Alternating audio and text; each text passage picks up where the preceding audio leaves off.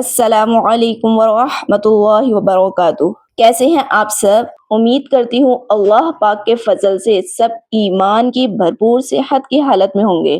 سب سے پہلے درود و سلام پڑھ لیتے ہیں۔ اللہم صلی علی محمد وعلی آل محمد۔ دعا ہے کہ اے اللہ تیری شان بہت بلند ہے، ہم سب کی زندگی خوشیوں سے بھر دے، ہماری خطاؤں کو معاف فرما، ہم سب کو صحت و ایمان والی لمبی زندگی عطا فرما، آمین یا رب العالمین۔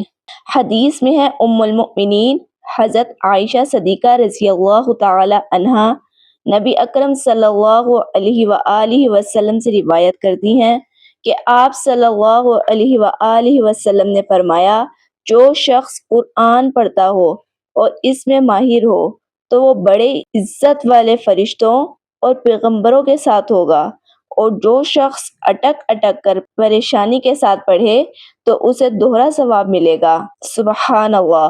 یعنی اگر آپ قرآن پاک کو تجوید کے ساتھ پڑھنے میں دقت اٹھاتے ہیں، سمجھ کر پڑھنے میں اٹک اٹک کر پڑھتے ہیں تو دوہرا ثواب کے مستحق ہیں۔ اس لیے آپ نے نا امید نہیں ہونا، جو روزانہ کا سبق پڑھایا جائے وہ آپ کاپی پر لکھتے جائیں، اور مثالوں کے ساتھ جب میں پڑھاتی ہوں تو آپ پیچھے لازمی دہرایا کریں۔ اللہ پاک آپ سب کی اور میری کاوشوں کو قبول و منظور فرمائے، آمین۔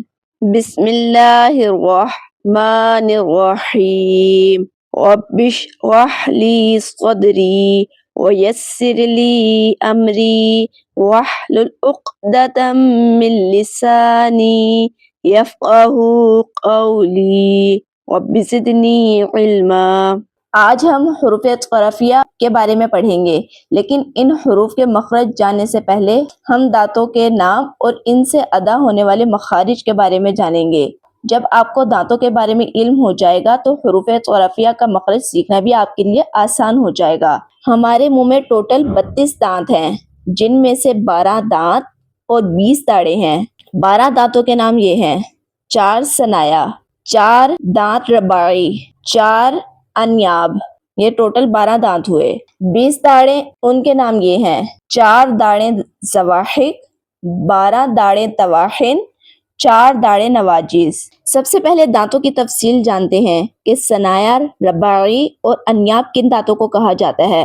سامنے والے اوپر نیچے کے 4 دانت، ان کو ثنایا کہتے ہیں۔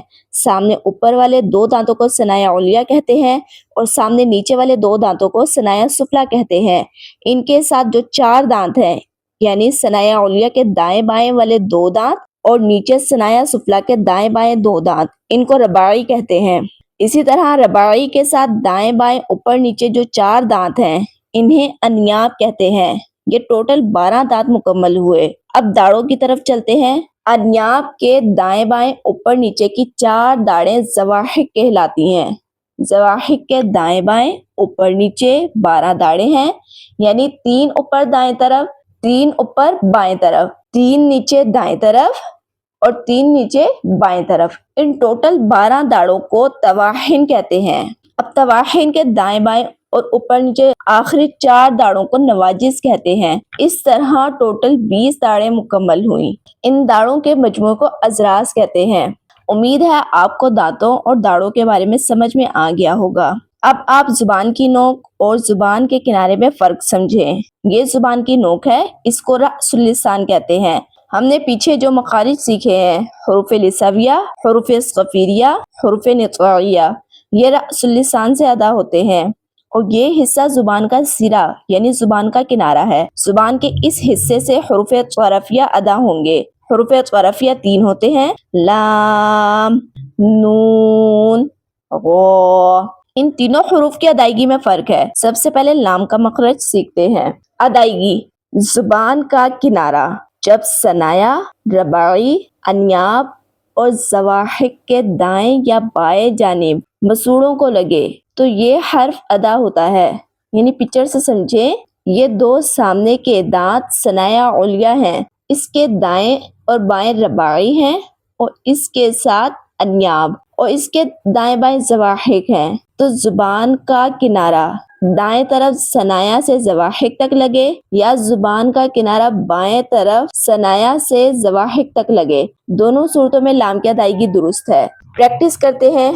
لام زبر لا، لام زیر لی، لام پیش لو، لا لی لو، حمزہ لام زبر ال، حمزہ لام زیر ال، حمزہ لام پیش ال، ال ال ال۔ اسی طرح ہم مثالوں سے سیکھتے ہیں، جیسے ذالک الکتاب، قلنا الحمدللہ۔ تینوں مثالوں میں لام کو صحیح ادا کرنا ہے جو مخرج آپ کو بتایا گیا ہے۔ اب نون کا مخرج دیکھیں گے کیسے ادا ہوگا۔ مخرج: جب زبان کا کنارہ ثنایا، رباعی اور انیاب سے لگے تو نون ادا ہوتا ہے۔ پریکٹس کرتے ہیں، جیسے نون زبرنا، نون زیرنی، نون پیش نو، نا نی نو، حمزہ نون زبر ان، حمزہ نون زیر ان، حمزہ نون پیش ان ان۔ مثالوں سے سیکھتے ہیں، جیسے منع، حنیف، نذیر۔ آگے غ کا مخرج سیکھیں۔ غ کا مخرج بھی آسان ہے۔ مخرج دیکھتے ہیں کہ یہ کیسے ادا ہوگا۔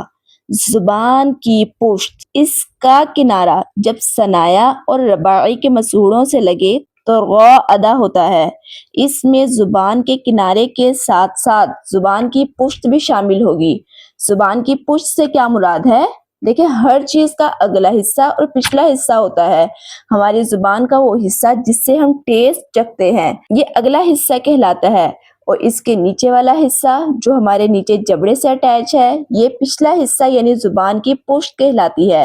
زبان کی نوک کے ساتھ ساتھ زبان کی پشت کو ثنایا رباعی کے مسوڑوں سے لگانے سے غ ادا ہوگا۔ بہت آسان ہے، پریکٹس کرنے سے آپ کو صحیح سے ضرور ادا کرنا آ جائے گا۔ چلے پریکٹس کرتے ہیں۔ غ زبر غ، غ زیر ری، غ پیش غو، غ ری غو، حمزہ غ زبر او، حمزہ غ زیر ال، حمزہ غ پیش او، او ال اور۔